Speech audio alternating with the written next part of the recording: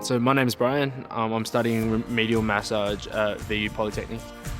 At the start, it was a bit more theory-based because obviously you need to know your anatomy and how to assess a client. At the same time, one of the days in the week, we're actually already treating clients through the VU clinic. You know, when people coming in with their actual problems, and we have to actually help give them the best treatment.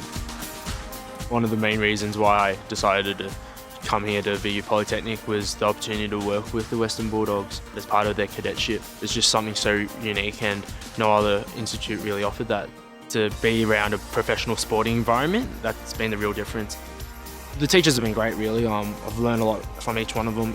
You can always ask any of them for any help, really, regarding the practical side of things.